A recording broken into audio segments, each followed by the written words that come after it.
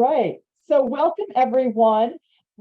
This is our semester in Washington information session about our semester in Washington program. This is the February 8th session. And my name is Joan Marso. I am the undergraduate internship and career coordinator with Rockefeller College, and I coordinate many aspects of the semester in Washington program. And I have several people here to help me tonight. So I will let them, well, first of all, let me introduce Taylor Browning is one of the grad assistants in our office. She's here mostly just to manage the chat and the recording and all of that. So if you do have questions throughout the session, you can feel free. We're a pretty small group, so you can feel free to either use the raise your hand feature or unmute yourself and ask questions. Or if you're unable to do that, you can type them into the chat and Taylor will let us know when there's questions in the chat as well. But we are excited that you're here. And the thing we're going to do is we'll start with some introductions. I have three recent alums of the semester in Washington program with us tonight. I'm going to have each of them just do a quick introduction, tell us, like when you graduated, what you studied, where you interned, what you're doing now, just a few of the basics. Maybe your hometown is always fun too. And then we'll have them share a whole lot more later, but we'll do quick introductions to get us started. So Courtney, I see you first on the screen. Why don't you go ahead?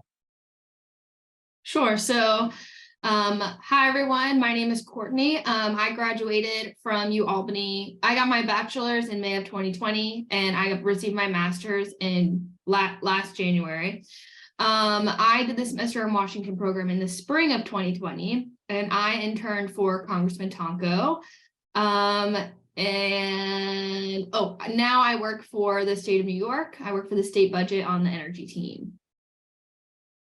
Oh, and my hometown is Fayetteville, North Carolina. Excellent. Thanks. Go ahead, Elizabeth. Hi, everyone. My name is Elizabeth. I did the semester in Washington program in the spring of 2021. I graduated that semester with my undergraduate degree in public policy, and I just graduated with my MPA last month. Right now I work for the New York State Assembly. I'm an analyst for the People with Disabilities Committee. And my hometown is Niagara Falls, New York. Excellent. Oh, I interned for the DC Office of Disability Rights. It's a local government office. All right, go ahead, Molly. Hi, I'm Molly. I'm from Long Island, New York. I just graduated this past May 2022. I majored in political science and public policy. I was also a sustainability minor. As far as work, I'm a political fundraiser. So I did the semester in Washington program in spring 2021, and I interned on the Jennifer Carroll Foy campaign in their finance department. And then for work right now, I just started this week as the call time manager and DC events manager for Senator Jackie Rosen. So if you guys go to DC next year, I'll be in DC too. Yay. Yay, very exciting. I see questions are starting to come in. So I think we're going to get to that question in a few minutes. So why don't we, I'm going to go ahead. I'll take the spotlight off. Molly here. I'm going to go ahead and start my slides and we'll start going through. And then Taylor, if there's questions in the chat when we get to any particular topic, feel free to interrupt to ask them at that point in time.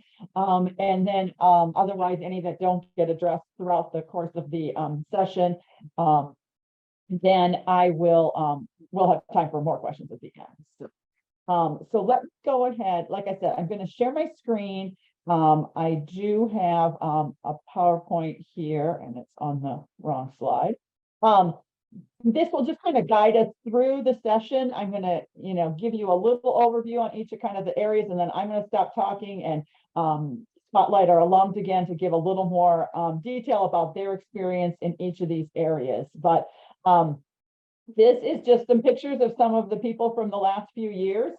Actually, here is Courtney, and I think I see Molly and Elizabeth down here below. Might be hiding behind the faces there.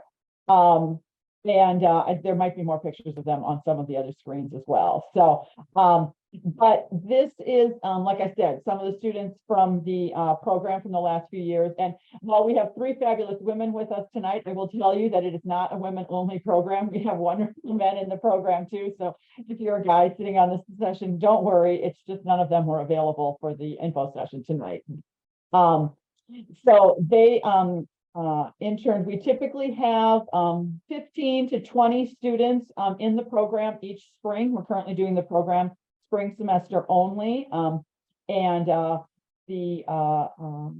just dive right into some of the details. So, I mean, really, what is the Semester in Washington program? Why would you want to do it? I mean, it really is an immersive experience. You live, learn, and intern in DC for a whole semester. You can choose an internship site of your choice to, you're going to apply to a bunch of them, but something that fits with your career goals. It gives you an opportunity to build your career skill set. If you're interested in living and working in DC after graduation, it's a great pathway to jobs and networking opportunities in DC post-graduation, but it also gives you those same skills that you can take anywhere, back to Albany or wherever you might end up living and working after graduation. And really, it's a great opportunity to make connections to the other students in your cohort, and we have an extensive UAlbany alum network in DC. So one of the things that's important to know about the program, while it's run out of Rockefeller College in the political science department, it is actually open to students in any major. It's a program for undergraduate students. I do like to say that. If you are a graduate student and interested in interning in DC, feel free to connect with our office and I can help connect you with some opportunities. But this program is specifically for undergraduate students, but open to students in any major. And these are just some of the majors we've had in recent years, but really students in any major can apply and participate in the program. And then I've also listed just some of the recent internship placements from the last few years.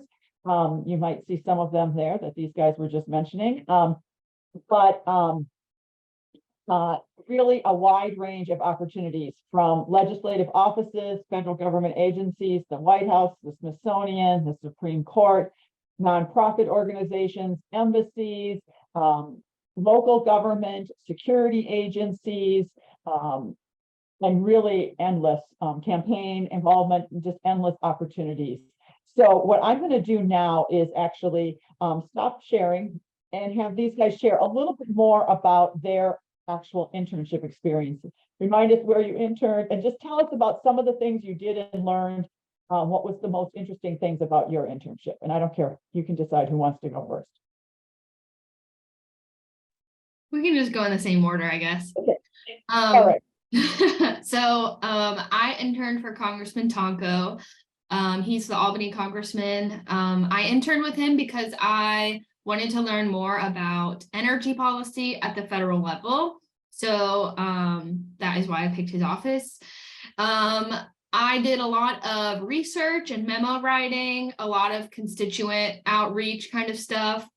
The office that I was in was quite flexible with how you made your schedule. So if you wanted to go to any specific like hearings or anything like that, you could go pretty much anytime as long as there was somebody in the office. So that was really nice. I got to not only like research and write things, but I also got to go and like listen to other members of Congress speak. And that was a really cool experience. Yeah, I guess that's the gist of my internship. A lot of answering phone calls as well. I will say, because I was the COVID semester, the first one, we didn't get to kind of get to the end of the internship. So normally we would have had some kind of research project or some kind of, something to push across the finish line, but we just didn't have that experience. And it was very, very, very, very helpful for me to be in that office. Whenever I came back to Albany, Congressman Tonko's office helped me, kind of craft my resume and kind of get my foot in the door with an internship I really wanted to be in. And now I work in energy policy and I get to read and learn about it every day. So it really paid off for me. And I will talk about this internship program until the day I die. Excellent. Thanks. Elizabeth. So I interned at the DC Office for Disability Rights. It's a local government agency. It was the first and only time that I've worked on local government level, which was really valuable to me. It also functioned quite similarly to state government, as I saw when I worked in state government later. So it's kind of the best of both worlds because DC's not a state, but it sort of functions like one. Um, my entire semester and internship was remote. Um, so I didn't get a lot of the hands-on stuff that you guys might get in your internships, but it still gave me a lot of valuable experience on how sort of different work environments um in different sectors work compared to um other experience that I had. So I still think it was a really valuable experience and teaching me where I'd want to find myself basically in what situation that I would prefer working in. I have worked in the disability rights space since then, so it's something that's really great on my resume and helped me build some skills, especially with DC statehood was an issue that I learned a lot about there as it pertains to citizens of DC who had disabilities. So that was really valuable because I do want to end up working back in DC. So if they're still not a state, I have all that knowledge that I can use if I get back there and they're not a state yet. Yeah, like I said, I still work in the area, so it definitely got me where I wanted to be, and I think it was a really valuable professional development experience. I got a lot of networking skills, a lot of resume writing, cover letter writing. I still use the cover letter templates that I made in my internship search process. I just replaced all the information, but the layout's the same. So that I really can't get anywhere else. That was really valuable. Thank you. Molly. So I interned on the Jennifer Carroll Foy campaign. She was running in the Democratic primary at the time for governor of Virginia. And so I was in the spring 2021 semester. The election was in June 2021. So it was really exciting being able to actually apply my work to a current election, especially because I had originally intended to go to DC in fall 2020, but then COVID happened. So being able to get on a Virginia race was really valuable for my professional development. In terms of the actual work that I did, I worked in the campaign finance department. So that is all about fundraising. So some of what I did is donor research, actually outreach to the donors, calling them and asking them for money directly, hosting fundraisers and sort of organizing all the invitations and RSVPs, follow up, thanking the donors afterwards as well, and all things raising money. Excellent. Does anyone have any questions about the internships for any of our alumni? Feel free to just unmute yourself or type them into the chat. Hi, my name is Lisa. I just wanted to ask, how did you guys utilize your internships, to get you the connections to where you are now? Great question. So I guess I can start. So Congressman Tonko was the CEO of NYSERDA for a short period of time, which is the state agency that does energy research and development in New York. So whenever I was looking for an internship for grad school, I reached out to their chief of staff and just asked if they had any recommendations on how I could kind of get my foot in the door. I asked them to review my cover letter, which they were happy to do. And I just kept a relationship with them through phone at the time because it was COVID. So I had a call with them. I talked about my goals. They told me that I should look into a specific office, and then I did. So it's a lot simpler than you might think. It's very similar to like keeping up with a friendship. You know, you just have to put in a little effort, and if it's reciprocated, it'll go well.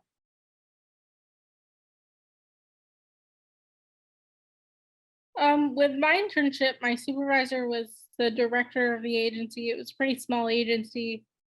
And it was he's he was very active in the disability rights community in DC. Um, so whenever I'm involved in something that is in DC, I usually either see him there or hear about him there. After I did my internship, I had a different internship program outside of the university, and he was a mentor for one of the other students in that program since it was DC based. Um, so it's whenever I go back to DC, I always see if I can make that connection because I'll know he'd be around, and he knows a lot of other people in DC as well. So that was pretty valuable for me.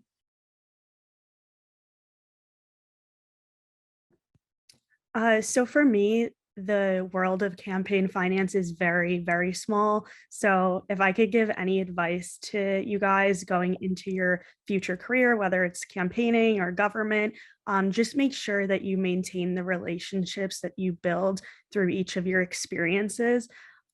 Just recently interviewing for the job that I have now, I had a panel interview with 4 individuals from my team, one of which was friends with my finance director from my previous campaign with Beto. And then one of my interviewers knew my very first finance director from my internship going back to 2018.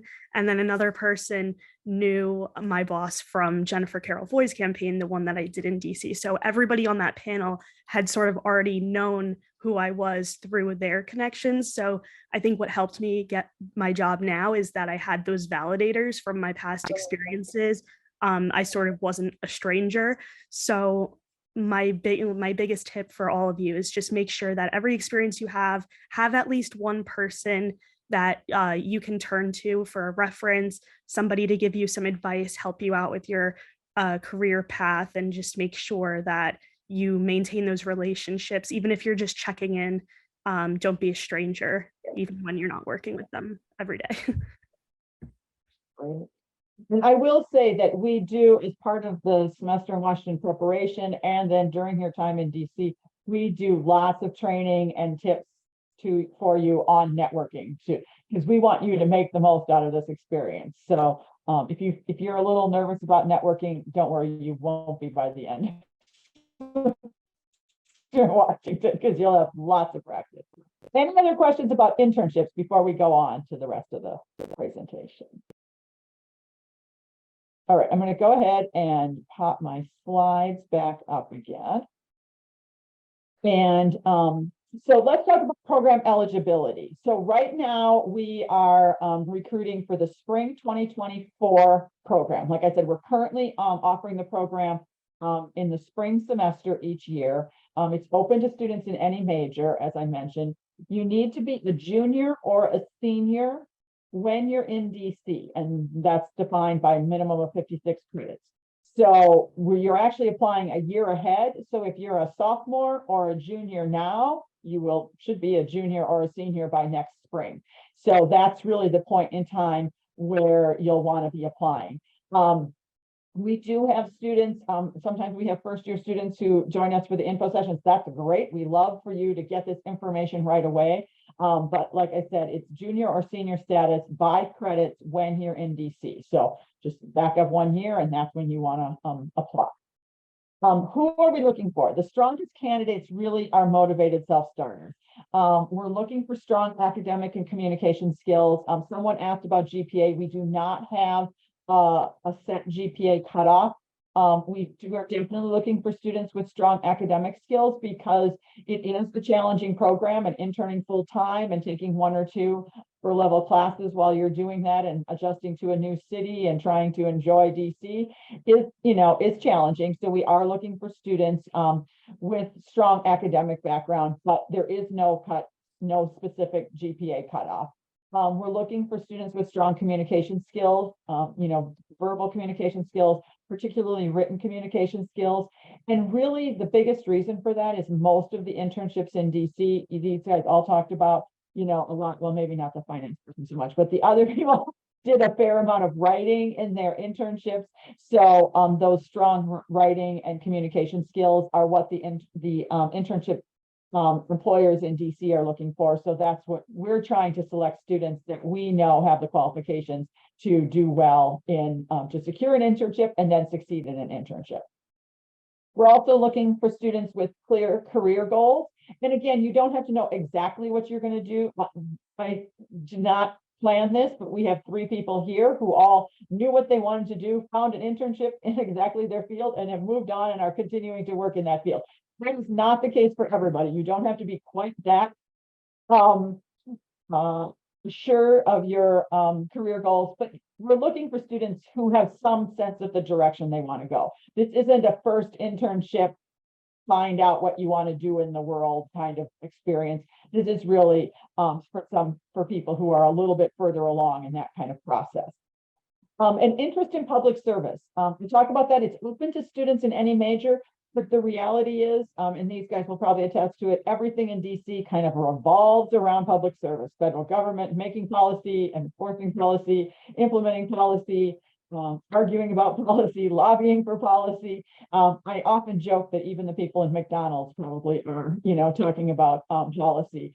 So an interest in public service and that whole thing is probably helpful because almost any internship you get in DC is going to have some piece of that. But it doesn't need to be your primary focus. We've had students at the Smithsonian doing anthropological research. You can't say that word very well. Art history majors, journalism majors. So there's a lot of different options there, but that kind of is an underlying theme amongst everything. And then we're looking for previous experience. And that can be from anything. It could be from part-time internships that you've done in the past, part-time jobs, those transferable skills from your jobs at the mall and restaurants and things like those people skills are really valuable. Volunteer activities, campus leadership experiences, any of those things really we're looking for that kind of experience that you would bring. And like I said, it's the things that the employers are looking for. So we're looking for the same thing. We don't want to select students into the program unless we know that they've got what it takes to secure an internship in DC. We want to set you up for success. So questions about any of the program eligibility requirements?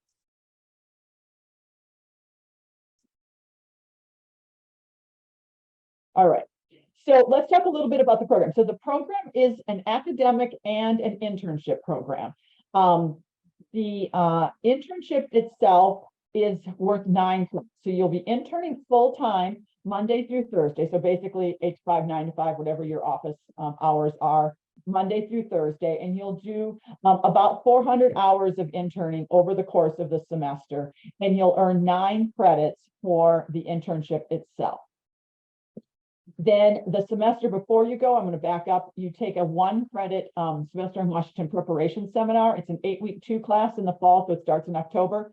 It goes till December. And that's a 1 credit class that really is designed to help prepare you to go. So we're talking about networking skills, interview skills. There's a writing component that helps you build your, kind of more professional business writing skills, as opposed to writing research papers. The type of writing you do in your internship is a little different. So that really is designed to prepare you to for the program. It's 1 credit, and it's the semester before you go. Then in DC, you get 9 credits for the internship. And then we have 1 class that's required. This is a change since these guys did it. You used to have to take both classes, but we did a shift. The 1 class is required. It's called Washington in Perspective.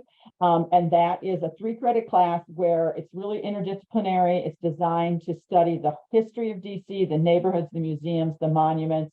I think it's a cool course. I wish I could take it, but sadly, I have to work here in Albany. But that one, all the students take.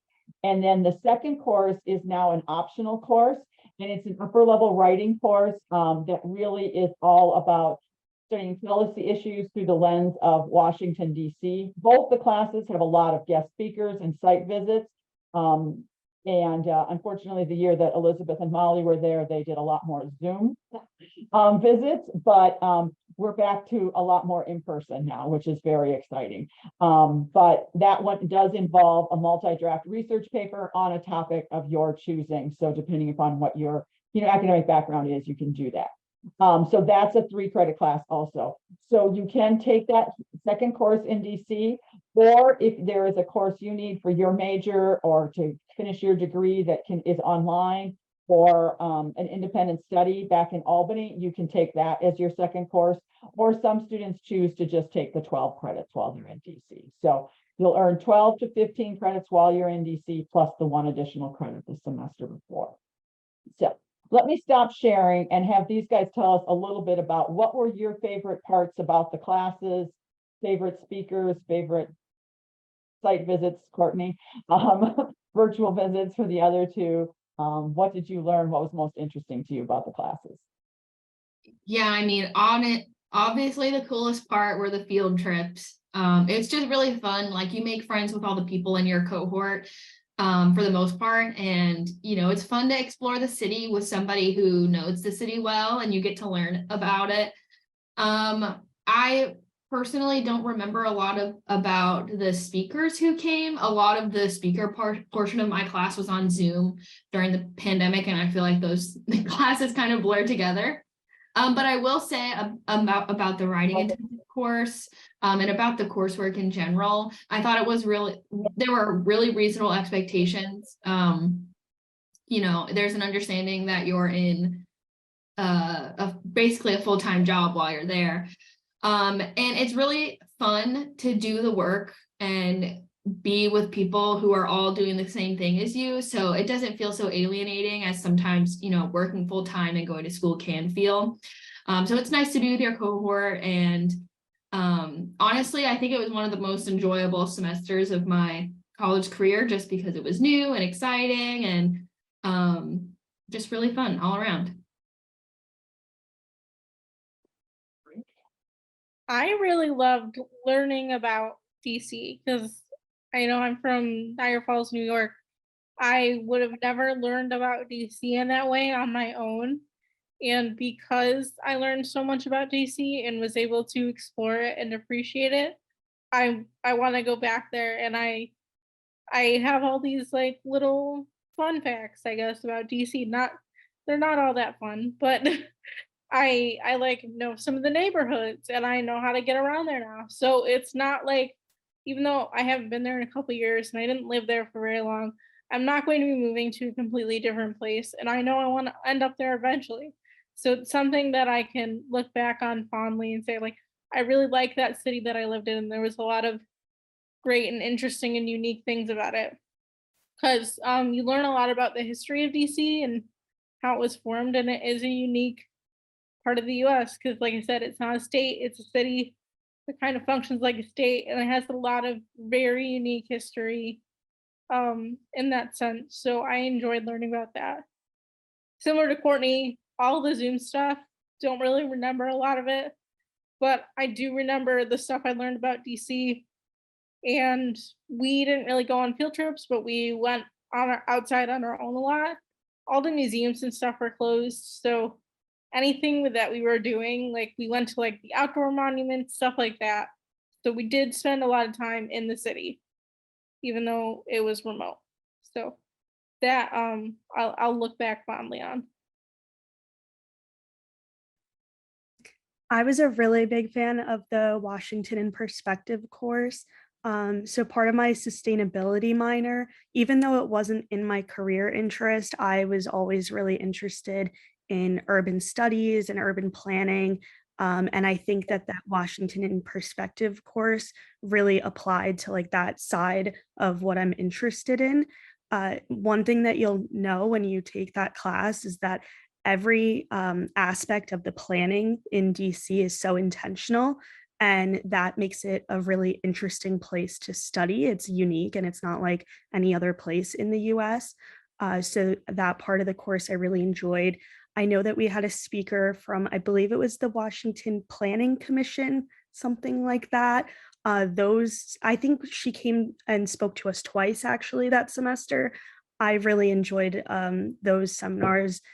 they, like I said, it was all about like the planning of the city. One thing you'll notice is that they don't really have skyscrapers in DC. So even though you have all of the amenities of a city, you can still go to a park at night and see the stars, which I found really nice about the city. In terms of the writing intensive course, I found it very challenging. I would recommend that if you're planning on going into a career where you're going to be doing policy writing and research, I would recommend taking the course because it definitely challenges you. Professor Weiss makes you into a good writer. She has high expectations and they pay off. So would definitely recommend taking that course if you are going into a writing intensive career. I personally didn't go into a writing intensive career, so I definitely did find it challenging. But even though I did find it challenging, I do recommend it. Yeah, I will add that my writing intensive course professor was not Professor Weiss, so there were definitely different expectations. But I did want to add one more thing also, is that I really enjoyed when we toured a museum in Anacostia. My family lived in Virginia at the time, so I had spent a lot of time in DC and a lot of time exploring, and I had never been to Anacostia. And it was very interesting to learn about just the lack of access and the very, like Molly said, the very intentional like segregation that happens. So yeah, that was my favorite lesson. But anyways. Excellent. And one thing that I didn't add, and someone did ask me a question in the chat, about like what college you take the classes from. You actually take them from UAlbany. So you're registered as a UAlbany student, and it's a UAlbany faculty member who travels to DC each Friday to teach the classes for you. So you're actually living in DC, but you're taking UAlbany classes and registered for UAlbany. Any classes or any questions about the classes and the academic portion of the program? All right, I'm going to go back to my slides. And talk about, we're really here to kind of help you through the whole process. We want this whole process to be a learning experience. So obviously you're attending an info session tonight. We have additional info sessions coming up. They'll be very similar, but I probably will have different alums on them. You're welcome to attend another one, but you don't have to. But if you have friends who are interested, encourage them to attend an info session. Like I said, there's several more coming up in February and early March. The other thing that I would recommend that you attend is an application workshop. So one of the things that we do is we have 2 of them scheduled. They'll be on Zoom as well. And during the application workshop, that's closer to the application deadline. And what we encourage you to do is come on Zoom with your application materials. What those are, I'll talk about on a slide in a minute here. During the application workshops, some of the recent alums will be here. Taylor or Emily may be here, depending on their availability, to help review your resume, your personal statement, your application materials, bring them partially completed. That's the whole point, to get some feedback to help make your application stronger so that by the time you submit it, you're putting your best foot forward and have the best chance of getting into the program. So that's what the application workshops are. And we have a couple of those on March 1st and March 23rd. The application deadline itself is March 27th of 2023 is the application deadline for spring of 2024. Your application includes, you need to submit a resume that talks about all of your experience, volunteer experience, part-time jobs, internships, leadership experience on campus, involvement, all of those things. A 1 to 2 page personal statement that talks about why you're interested in the program, what are some possible places you'd like to intern. That really is an opportunity to tell us why we should pick you, so to speak. A writing sample, again, we talked about those communication, those writing skills.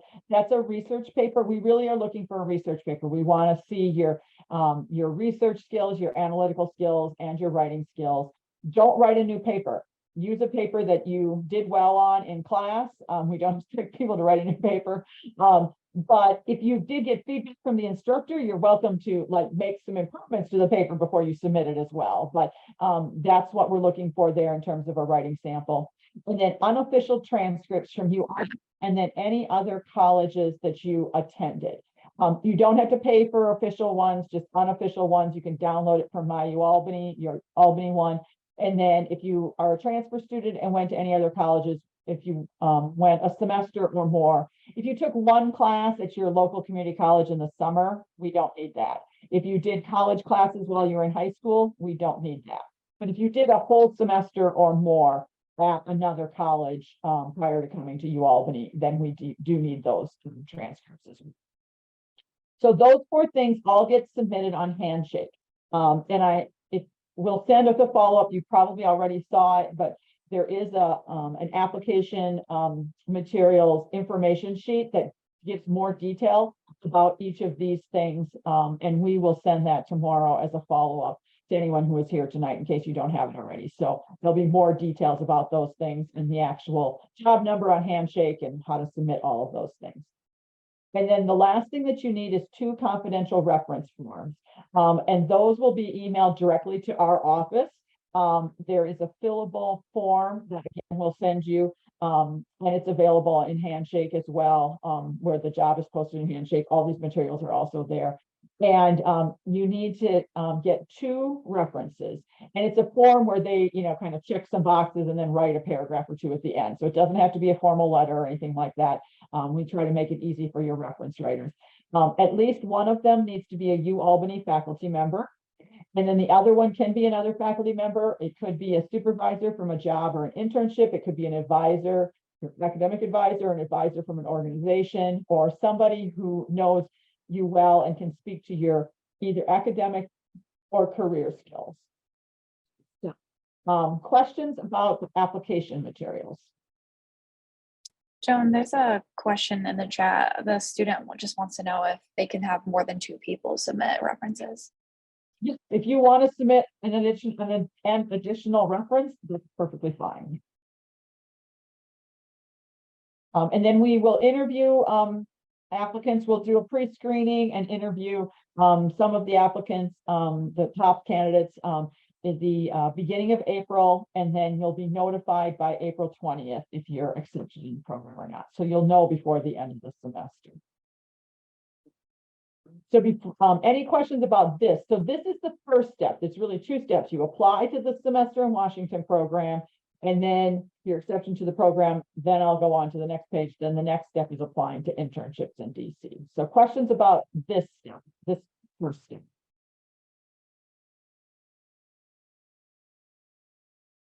All right. So then once students are Joan, just before we move on really quick, what type of resume is required? Is the 1-page resume good, or does it need to be the federal resume, more like USA Jobs Resume Builder? A 1-page resume is perfectly fine. Yeah, a 1-page resume is perfectly fine. If yours is a little longer than 1 page, you won't be dinged for that either. We really want to know what experiences you're bringing, but we don't need everything from we don't need high school. You will ultimately apply to jobs in the federal government, and you'll learn about federal resumes in the second step of the process, but you don't have to worry about that to get into the program. So once students are accepted to the program, then I work with them kind of as a career coach, help you identify internships that you're interested to apply for, help you polish up your resume, learn how to write a good cover letter, do interview prep, all of those things. We do onboarding sessions throughout the summer. We do like about once a month on Zoom, and then once the semester starts, we can do in person again because people are back on campus in the fall. And then once we get to October, then there's the 8-week 2 course, the second half of fall semester. All of those things are designed to kind of help you with the process of applying to jobs, getting your application materials in the best shape they can possibly be, and securing that internship. And then, of course, once you get to DC, we continue to be there to support you. Like I mentioned before, UAlbany faculty teach the classes, and we have a great network of alumni in DC who serve as mentors, do networking events, which are now back in person again. I'm very excited to report that I got to go to DC. Welcome reception in January. They serve on alumni panels, speakers in classes, things like that. So there's a great network of support when you're in DC as well. So I'm going to actually stop sharing and have you guys share any thoughts or tips or just kind of words of advice about the application process, the first step or the second step. What was your experience like? Or any advice you give? So I guess the first step of the application process when you're actually applying to the semester in Washington program, definitely work with Joan on your resume and all of the application materials. That's what I did, and it seemed to pay off. And I would say there's still an interview. Is that correct, Joan? Yes. So the interview was definitely a little nerve-wracking at first. It was kind of intimidating. I think there were like 5 or 6 people in my interview, but they're all people that you've seen around campus that you've heard of. And they don't ask you any like, no terrible questions or anything like that. They just want to get to know you, make sure you can succeed in DC. And then the second application process, by that you mean the internship applications, right? Applying to internships in DC, yeah. Yeah. So I would say I was very, very, very lucky, and I only applied to a very small amount of internships, and I do not recommend that because it was very stressful, and I was so nervous that I wasn't going to get the internship I wanted. And frankly, the only internship I wanted was the one that I got, and I looked out, but I'm just putting that out there. It can be really stressful. It's hard to find internships and you look at them and you're like, oh, I'm not qualified for this, or this doesn't sound like something exactly like I want to do. I would say keep an open mind. Frankly, you have people put qualifications that are practically meaningless, and you're probably somebody who can accomplish it, frankly. Like any person can do most of the jobs in the world. And the other thing I would add to that is that, again, keep an open mind about responsibilities, about the content that you might be working on. You never know, you might be a different person than what you might expect. You might have different experiences than what you're used to. So just keep an open mind, and keep in mind that it's only for a couple of months. You don't have to do it for the rest of your life. So even if you do get an internship that you don't like, it's not the end of the world. Yeah, I don't remember a lot about my application process because I did my application process in 2019, I think. I did a full year in advance because they were still doing fall semesters, and I had applied for the fall semester. And so I did it. I got accepted in the fall of 2019. So I had been waiting a very long time to do my internship by the time I've actually done it, and now it's been 2 years. So there's been a lot of time in between when I applied and now. But looking back on it, I think it was a very nerve-wracking process for me. And I don't know how many students are gonna be in the cohort. And I know it all seems very like competitive, which it is competitive, but knowing the people that I interviewed with, I think Meredith had to be on the interview panel that I was on. But like everybody involved with this program are very nice people. They're not out to like see you fail, I guess. They don't want to not accept you, I guess is what I'm trying to get at. And they just want to make sure that you're ready for a very intensive process, I guess.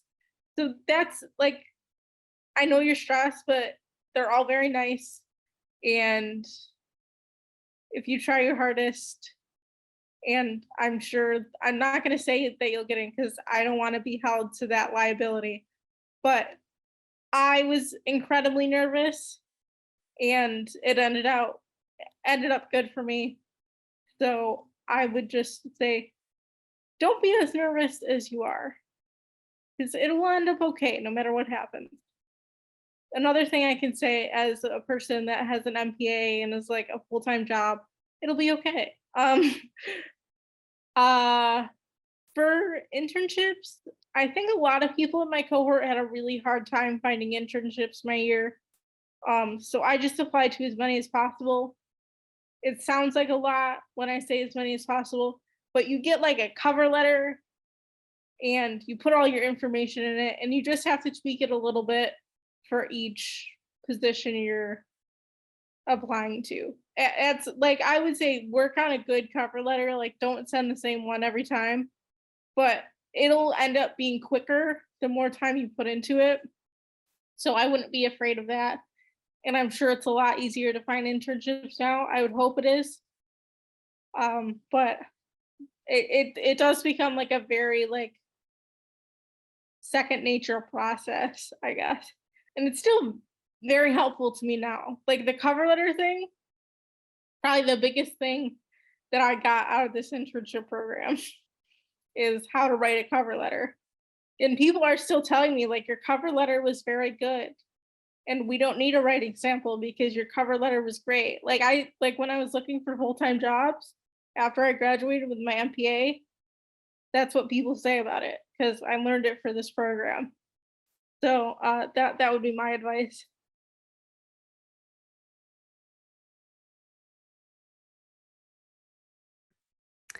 I don't know how to go off of that, but so for your references, just make sure that you select references that will really be able to speak to your skills. I mean, the professor that you got the best grade in, but it's a 400-person lecture, might not be the best person to speak to your skills. Maybe they are, who knows, but just like really keep that in mind. In terms of your interview with the panel, just go into it with a positive attitude. Like they said, it's not meant to scare you. The people on the panel are people you've seen before, probably. So what you really want to convey in your interview is that you're prepared for the program, that you'll be able to get an internship and be able to succeed in that internship. And then also keep in mind, like you're asking this panel to go and represent UAlbany in DC. So just convey that you will be like a positive example of what a UAlbany student is in DC. Like Paul Tonko, for example, his office is always having UAlbany students come because they've had positive experiences, and Paul Tonko is the best. So definitely apply to his office. But in terms of applying to DC internships, just apply everywhere. Have a very open mind, even if you don't think that that's what you want to do as a career. I mean, it's a 3-month program, so really just try to dip your toe wherever you can and see. Something might surprise you and you might land in an internship that might have been your last choice, and then you end up loving it. You find your niche and that's what you want to do for the rest of your life. So just keep an open mind that this is the time to do that, and apply everywhere. Use your connections, don't burn bridges, and use your resources. Reach out to the people on this panel, reach out to old UAlbany students that are in DC. Just do everything you can to get an internship because it will be a great experience. Excellent. And I will add, and Elizabeth and Molly were in the toughest year in 2021 to get in. Internships were hard to come by then everywhere. So I will say that pre-COVID, we used to say that the average student applied to 10 internships to get one in DC. And that meant some people applied to 5 and some people applied to 15, but 10 was kind of the average.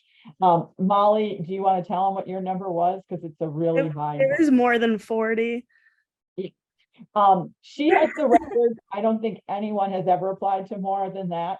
That year, everybody was applying to 20 plus in order to get an internship. There just were not as many internships. People weren't doing it. By the next year, by 2022, it was better. And this year it was definitely better. I would say we're not quite back to normal, but most students applied to 10 to 15 this year, I think, to secure an internship in DC. So that we're hoping by next year we can be back to our average of 10. I know it sounds crazy to have applied to 40, but just keep in mind that once you work on your resume and your cover letter, it really becomes like a formula, and you'll be able to customize your cover letter very quickly once you get into the groove of it. And also just keep in mind that like it sounds super scary that I applied to that many internships, but don't be alarmed. Because it was spring 2021, a lot of the internships were remote. So you were competing not only with the kids that were going to DC, but also those who were staying at home. So the applicant pool was literally the entire country. So don't let that scare you and make you think that you're gonna have to apply to 100 places to have a chance. You'll be fine. All right, excellent. Back to our slides. Let me finish up the slides and then we'll take any other questions that people have. So the cost, this is an important thing in terms of understanding that. The tuition is the same. I mentioned that you're an UAlbany student, you're paying tuition as a full-time student to UAlbany. The fees are very similar. There's a couple of fees that you do not have to pay, and there is a semester in Washington fee that gets added that covers some of the program costs. So the net difference, it's about $250 more for a semester in Washington than it is for a regular semester on campus in terms of tuition and fees. The housing in DC is approximately $4,500 to $5,000. It does vary a little from year to year. It's again similar to living on campus, slightly more than the residence halls, and I think slightly less than the university apartments.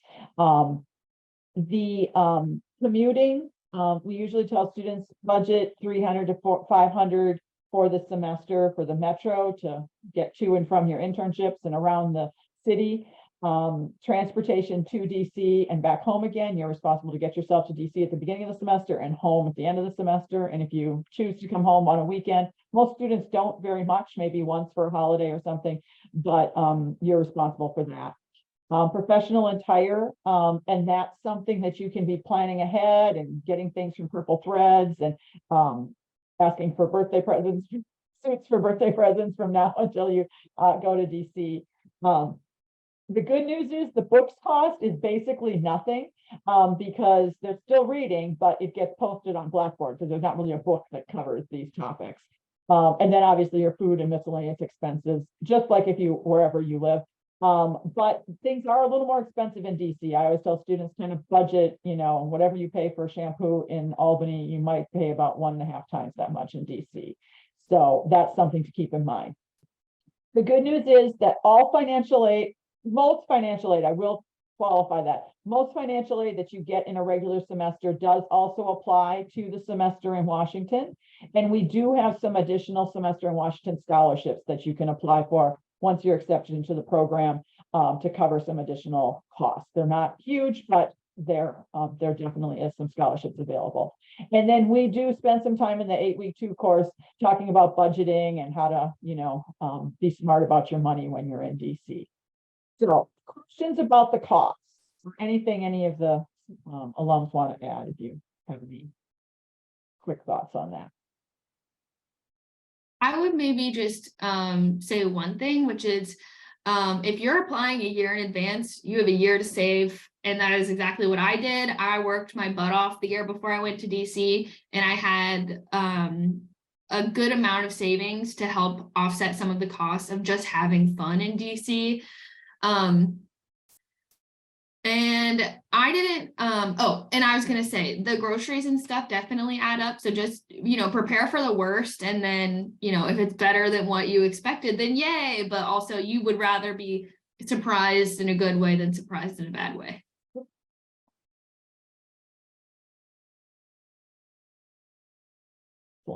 And I will talk a little bit about housing. These old pictures, I don't have pictures of the new housing location, actually. We have switched housing vendors in DC. We use an organization now. The organization we use is called Washington Intern Housing Network, WIN. And they are an organization, a business that owns a number of properties in DC, and their whole purpose is to house interns who come to DC for the semester. So it's a similar organization to the one we used in the past. We just changed companies this year, but it's fully furnished housing. This is not the exact building, but it gives you the idea, of what it looks like. They're usually apartments with a small kitchenette, some common living area, beds. You share, depending upon, there might be, you might share with 2 or 3 or 4 other people. Typically, you'll be living with other UAlbany students in the housing. So I'm gonna put up this slide really quick. If you've got questions, we're gonna answer them now, but if you think of them later, you can always email rockefeller.careers@albany.edu and we will get answers for you. But let me stop sharing and give you a chance to ask any additional questions that you have about anything. Quick question for the panel here. Did you guys end up getting accepted into multiple internships? And then how does that work? I regret to inform you, I applied to one internship and by the skin of my teeth, that's the internship I got. So again, I do not recommend that strategy, but I unfortunately have nothing to offer for this question. I actually don't think any of you did. I got like interview requests after I accepted my internship, but not like formal offers. So we have had students that happens to, usually not in 2021, but in most other years, we have students, we have at least a few students who do get multiple offers.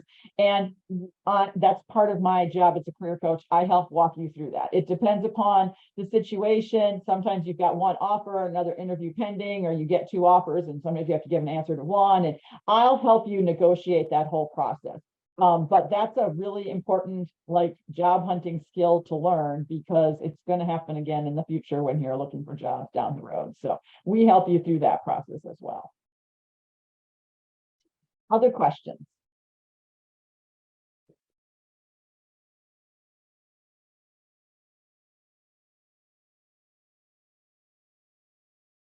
All right, while you're thinking, I'm going to have, if you guys just could share just really briefly, we've only got a couple minutes left, but what was the best thing about the program or the best reason you would say to these students why they should do it? I mean, I think I already touched on mine, but definitely just because I knew the policy area I wanted to work in, I learned so much and I use almost all of the skills that I learned in DC every day now. I will also add that a personal reason I love this program is because now I have a resume book and a cover letter example that I can rely on for the rest of my life. And I recently let my dad borrow it and he got his job that he just applied for. So I don't know if that says much, but my almost 50-year-old dad got a job using the resume and cover letter. So if he can do it, you can too.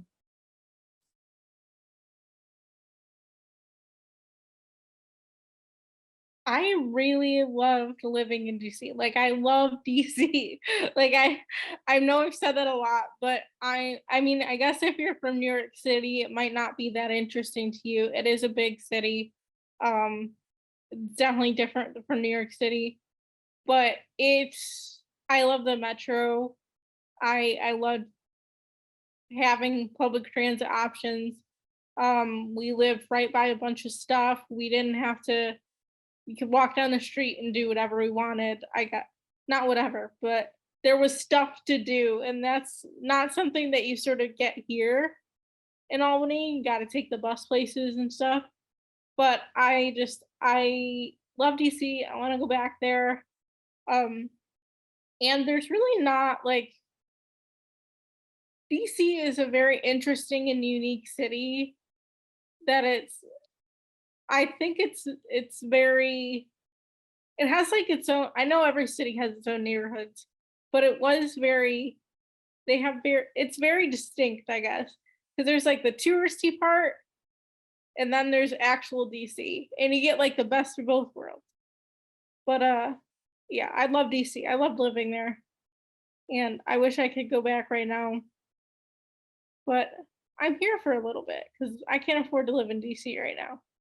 But I gotta work my way up better and get back there someday. So I would really take advantage because housing was a huge thing for me, that there was already like a place for me to live there. So if you're thinking that you want to go to DC one day and you're not sure, it's a lot easier to do a trial run in DC now when you have everything set up for you than trying to figure it out later. Yeah, for me, exactly what Liz said. I think you should really do this program because if you are thinking about living or working in DC in the future, this is a great way to do it in a low stakes environment. You have the support of the university, you have the support of your cohort and your professors. And that's really great to take advantage of, as well as all the speakers and opportunities that you get. Just a really great way to experience the city with having that support network. I know like I'm planning a move to DC right now, and I feel like I have it pretty much figured out because I've experienced living in the city before in that like low stakes environment. I love DC. I loved living there. I love that I don't need a car to get around. You can walk everywhere. It really is a great accessible place. So much to do. Feel like a tourist every day, but also feel like you're established there. And also just keep in mind, I mean, Liz and I are here gushing about how much we love DC, and we were there post-insurrection and pre-vaccine. That period of time was very strange and very quiet in DC. So if we loved it that much then, just imagine how much you'll love it next year. Literally nothing was open. We lived 5 minutes away from the zoo and the zoo was closed. The zoo was all outdoors. Everything was closed and we still had like a great time. Right. My appendix burst in DC and I still love DC. I took an ambulance to the hospital and everybody was like really supportive and great about it because I was like with other UAlbany students and I have like Joan and Professor Weiss. Like it was a great experience. Excellent. So any last questions that anyone has? Do we get all of your questions that you typed into the chat answered? Most of them. So I will stay on for a few minutes. If anyone has any individual questions, I'm happy to answer those as well. But I want to thank Courtney and Elizabeth and Molly for joining us tonight, and for Taylor for helping with behind the scenes stuff. But we really appreciate you sharing your experience and your insight about the program. And thank you all for joining us tonight. We're so glad that you're here and interested in the program. And we look forward to seeing you at the application workshop and seeing your applications and talking with you in between and helping you with this whole process.